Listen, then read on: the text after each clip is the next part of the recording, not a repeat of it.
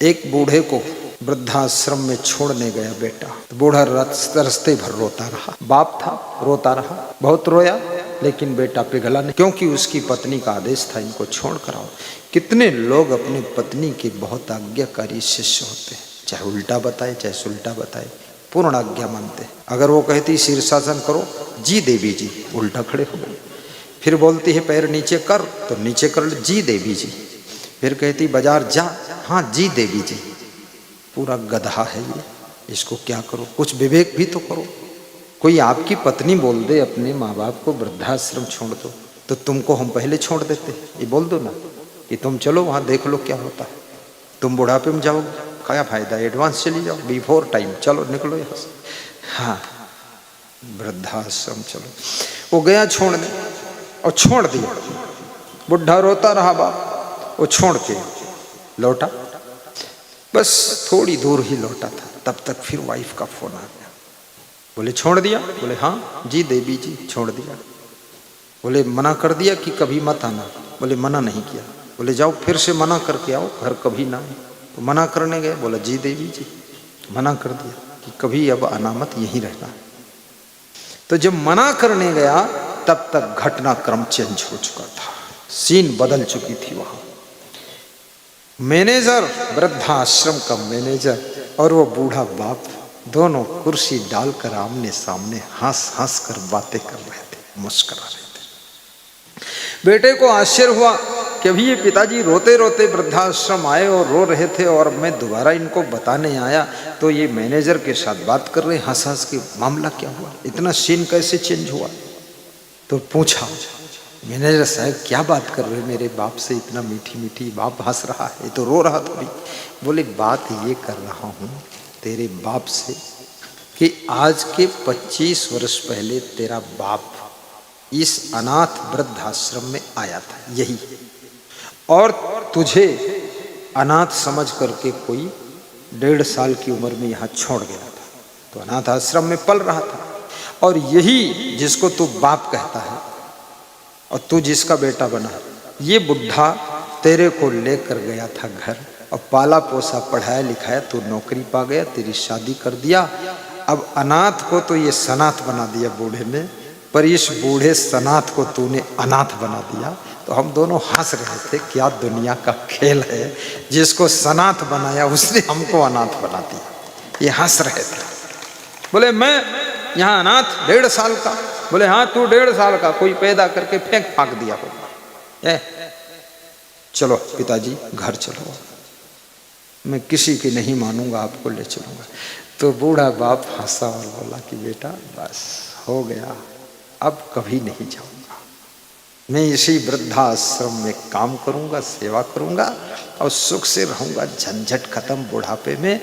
नहीं तो तेरे बच्चों को ही मैं इधर उधर करता रहूंगा, मेरा जिंदगी सुधरेगा कैसे? अब तो जाऊंगा ही नहीं, जहाँ से तुझे ले गया था तूने वहाँ मुझे पहुँचा दिया, अब यहीं रहूंगा, बस सुखी हूँ। याद रखना बुढ़ापे में थोड़ा अपनी व्यवस्था का भी ख्याल रखना, कुछ बैंक के अकाउंट में भी जमा रखना थोड़ा सा बुढ़ापे के लिए। बहुत ज़्यादा अंधाधुंध उलझ मत देना, सासों को भी थोड़ा सा जमा रखना चाहिए। एक बूढ़े को बहुत दुख दे रहे थे लोग, सब बहुएं दुख देती थी, बेटे दुख देते थे। तो बुढ़ा बहुत दुखी हुआ, अपने गुरु के पास गया, बोला बहुत दुख है, खाना नहीं देते हैं, प्रेम से बोलते नहीं हैं, रजाई ओढ़ने को नहीं देते, हमारा कोई ख्याल नहीं करता, क्या करूं? गुरु ने कहा तेरे पास रुपया कितना है? बोले कुछ नहीं है, सब दे दिया हमने मोह में पड़ के। गुरु ने कहा ले 2 रुपया ले जा। 2 रुपये वही खबटौहा लोहे वाले सिक्के दे दिया, 10-10 के सिक्के। बोले ले जा, सब दुख मिट जाएगा। बोले 2 रुपये से क्या मिटेगा, हम तो 2 करोड़ की संपत्ति दे दिए तब नहीं मिटा, अब क्या मिटेगा? बोले जा रात भर इसको गिनना, एक सिक्के पर दूसरा डालना, दूसरा फिर पहले वाले पर डालना, रात भर गिनते रहना, ऊंचे से डालना, खन खन की आवाज़ हो। तो सवेरे तेरे बहू बेटे पूछेंगे रात भर पिताजी गिनते रहे कितने पैसे आपके पास, तो बता देना चांदी के सिक्के हैं, रात भर गिना हूँ, अभी पूरा गिन नहीं पाया हूँ, अगली रात फिर गिनूंगा। तो कहेंगे किसको दोगे? तो बोल देना जो सेवा करेगा उसको देंगे, बस इतना बोल देना, और देना मत किसी को। वो आया, रात भर गिना उस बूढ़े ने, एक के ऊपर दूसरा सिक्का डाले, दूसरा उठा के पहले वाले डाले, रात भर यही डाला डोली किया। सवेरे बहू बेटे सब आ गए। बोले अरे ससुर जी आपके पास कितने पैसे? रात भर गिनते रहे, खन खन की आवाज़ आती रही। बोले यही तो बहु करिश्मा है, बहुत चांदी के सिक्के मेरे पास हैं और मैं रात भर गिना हूँ, अभी गिनने को बाकी है। तो ससुर जी किसको दोगे? पिताजी किसको दोगे? बोले जो सेवा करेगा उसको दे दे। तीनों बहुएं और तीनों बेटे ऐसी सेवा में लग गए। शाम को बादाम भिगा के 4 बादाम सुबह देते थे और चाय आ रही, काफ़ी आ रही, दिन भर पाँव में तेल मालिश चल रही है, बढ़िया गद्दे चादर चेंज हो रही और बुढ़ा मुस्करा रहा है कि जय हो मेरे गुरु की, 2 रुपये का कमाल है, 2 करोड़ फेल हो गए, 2 रुपया विवेकानंद। खूब बुढ़ा माल छका, 10 साल जिया। और वो बोलते थे सब बहू बेटे कब दोगे? बोले बस सब तुम्हारे तो मिल जाएगा। अचानक एक दिन बुढ़ा मर गया। घर के लोगों ने बुढ़े की लाश को एक साइड किया, कमरे में गद्दा ढूंढा, रजाई के अंदर ढूंढा, गद्दा रजाई फाड़ दिया, कुछ नहीं मिला। जमीन खोदा कमरे की, उसमें कुछ नहीं मिला। टाण पर देखा, कुछ नहीं मिला। बक्सा तोड़ा, कुछ नहीं मिला। सब कोट सोट की जेबें देखा, कुछ नहीं मिला। वो 2 रुपये सिक्के मिले और मिला नहीं। सबने कहा अरे भाई ये पैसा कहाँ चला गया? रात भर बाप गिनता रहा, 1 रुपया नहीं मिल रहा चांदी का। तो एक बहू बोली लक्ष्मी के बड़े पाँव होते, कहीं खिसक गई होगी। और बुढ़ा माल छक के मर गया। इसीलिए तो कहते हैं बिना ज्ञान सुख नहीं, नास्त ज्ञानात परम सुखम। बिना ज्ञान के सुख नहीं मिलेगा। गुरु ने ज्ञान दे दिया, 2 रुपये में सुख मिल गया। और ज्ञान नहीं था, 2 करोड़ चले गए, सुख नहीं मिला। 30 करोड़ की संपत्ति चरखी दादरी के एक बूढ़े माँ बाप ने अपने बेटों को दे दिया। 2 बेटे 2 बहू और पोता कलेक्टर था, डीएम था। उसकी सेवा नहीं हुई। दोनों पति पत्नी, उसका नाम जगदीश था, पति पत्नी ने आत्महत्या कर लिया और सुसाइड नोट में लिख दिया मेरे आत्महत्या का कारण मेरे बेटे हैं, मेरी बहू है, मेरा पोता है, इनको समाज और शासन इनको सजा दे, दंड दे। ऐसा न्यूज़पेपर में आया। तो मैं उसको देखा, पेपर तो नहीं मोबाइल में देखा। तो हमने कहा बड़ा मूर्ख बाप निकला। 30 करोड़ की संपत्ति दिया और आत्महत्या करके मरना पड़ा। क्या जरूरत है 30 करोड़ की देने की? अरे 15 करोड़ उनको दे दो और 15 करोड़ कोई ऐसी संस्था में दीजिए जहां तुम्हारी रात दिन सेवा हो, मुस्कुरा कर जियो। ऐसे मूर्खों को क्यों दे रहे हो? और वो भी उसका पोता कलेक्टर डीएम, पूरा जिला डील करता है, अपने दादा दादी को डील ही नहीं कर पाया। याद रखना, जिला संभालने से पहले अपनी फैमिली को भी संभालना सीखो, अपनी व्यवस्था को भी संभालना सीखो और उनको सबको लेकर चलना सीखो, तब तो तुम्हारी बलिहारी है। नहीं तो कलेक्टर फलेक्टर बनने की जरूरत नहीं। उससे अच्छा तो टमाटर है, कलेक्टर किस काम का? कम से कम सब्जी बनेगी, लोग खाएंगे। फालतू कलेक्टर बनता। मिनिस्टर बनो, कलेक्टर बनो, डॉक्टर बनो, लेकिन प्रेम। आज मैं मनोज महेशा हॉस्पिटल में गया तो वहां पर डॉक्टर मनोज की माँ आई। हमने कहा पूछा इनकी उम्र क्या है? बोले 92 साल हो गए। 92 साल में वो चलती है माता जी, यहाँ बैठी हो। तो हमने कहे तो ठीक दिख रही। बोले दवा खिलाता रहता हूँ, भोजन करती है, खुश रहती है, 92 साल में छलांग लगा देती है। हमने कहा ये कौन? बोले पिताजी हैं। हमने कहा इनकी उम्र? ये भी 90-92। बोले उम्र लगभग बराबर है। हमने कहा ये? बोले ये भी आनंद में है। इतने मरीजों को संभालने वाला डॉक्टर, उनके हॉस्पिटल में करीब करीब 200-300 मरीज डेली आ जाता है, पूरा भरा पड़ा हॉस्पिटल है। आज तो उन्होंने बहुत मरीजों को छुट्टी दिया हमारे कारण। हाँ, क्योंकि गुरुजी के सत्संग वही करा रहे और पता चले मरीज और ज़्यादा हो जाए तो वही हुए पड़े रहे। तो उन्होंने कहा मैं छुट्टी दिया हूँ बहुतों को, ताकि 2 दिन आपका सत्संग सुनूँ, कराऊँ, सेवा करूँ। बाप भी खुश, माँ भी खुश और मरीज भी खुश। और डॉक्टर साहब का इतना अच्छा इलाज है, पता नहीं उनके हाथों में जादू है, गुरु की कृपा है, भगवत आशीर्वाद है कि जो आता है बस फट से कृपा हो, आराम मिल जाती है। इसलिए याद रखना, अपने परिवार को भी संभालना सीखो और खुद को भी संभालना सीखो। चलना संभल संभल के माया नगर यही है। ये माया नगर है, यहाँ संभल कर चलना पड़ेगा, नहीं तो फिसल कर गिर जाओगे, चोट खा जाओगे, भटक जाओगे, ठगा जाओगे, गड़बड़ हो जाएगा। चलना संभल संभल के, हर व्यक्ति को संभल कर चलने की जरूरत है।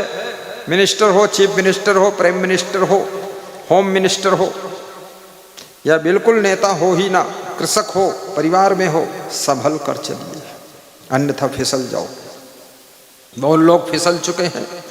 बड़े बड़े पद प्रतिष्ठा को पा करके, धन दौलत को पा करके भी मन फिसलता है। जैसे विजय माल्या का मन फिसल गया, बहुतों का मन, सुब्रत राय का मन फिसल गया, सहारा वालों का।